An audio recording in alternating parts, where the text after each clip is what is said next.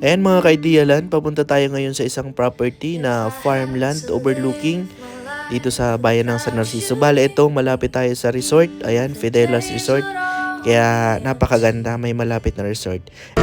Along National Highway at malapit po ito sa bayan. Mga 5 minutes lang po ay nandito ka na sa property.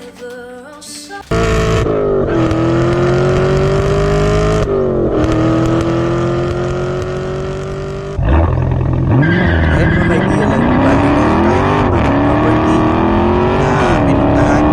Ito isang mainit na tanghali sa lahat. Grabe, napakaganda ng view dito. Ayan, kitang-kita nyo yung dagat, tapos kita nyo yung Amihan Cove doon. Ayan, i-zoom natin. Overlooking sa dagat. Tapos sa bundok po ng San Narciso. Bali, galing kami kanina sa bayan. Ito ay mga 5 minutes ata or 4 minutes na dito na kami sa property. Ang kaganda dito sa property ay nakita nila guys. Very accessible. Pwede ito sa commercial. Ano po? Pwede ding bakasyonan. Pwede ring retirement house. So kayo na po yung bahala. Napakaganda nito kasi flat yung area niya. Hindi po siya hilly. So pa-elevate yung lupa niya papunta dun sa may dagat.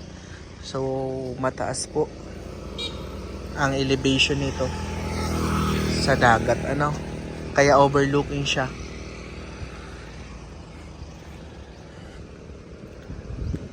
Bali may malapit na resort po dito. Andyan yung Fidelas Resort. Diyan po sa unahan na yan. Walking distance lang, mga 100 meters lang nandun ka na sa may resort. Bali ongoing or tawag dito, operational yung resort. So ito yung pinaka farm area niya. So marami tayong nyug dito. Ang kagandahan ay yan, may internet tayo dito, may kuryente, may cellphone signal, may source ng tubig.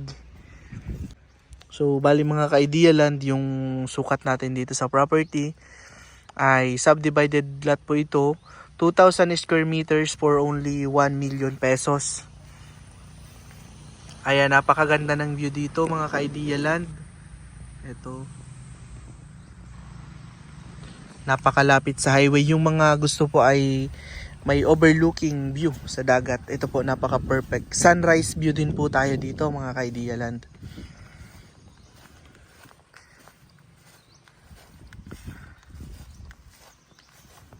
So bali ang titulo po nito ay naka mother title po tayo ng 3 hectares.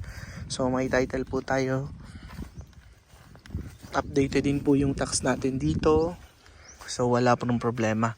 Ito po yung farm area niya mga ka-idealan, napakalinis, ano po, sa 100% flat. Kaya yung mga nagbabalak po na magkaroon ng mini farm dito sa ating probinsya, ito po napaka perfect nito kasi manageable yung 2,000 square meters. Kung gusto nyo lang naman po ay magkaroon ng bahay bakasyonan dito sa probinsya, pwede po kayong mag garden. Wow, napakasarap ng simoy ng hangin.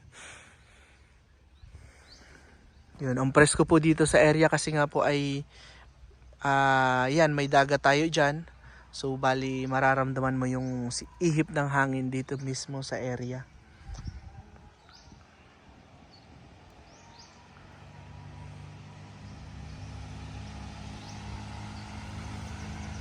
So pwede kayong magtayo. So yung harapan nyo dito, yan, babakuran natin. Yung babakuran nyo yung 2,000 square meters.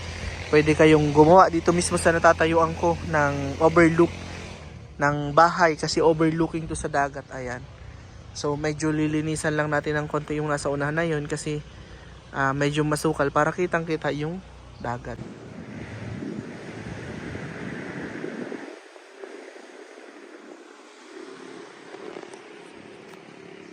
So mga ka-ideal, andyan yung view kapag naandito ka mismo sa gitna ng property. Dito yung magandang pagtayuan ng bahay kasi kitang-kita yung dagat. So napaka-perfect nitong property nito mga ka-Idea Land. Kung gusto nyo lang naman po ay magkaroon ng property na malayo sa syudad, ito po napakagandang property nito. Talagang may enjoy mo yung buhay probinsya.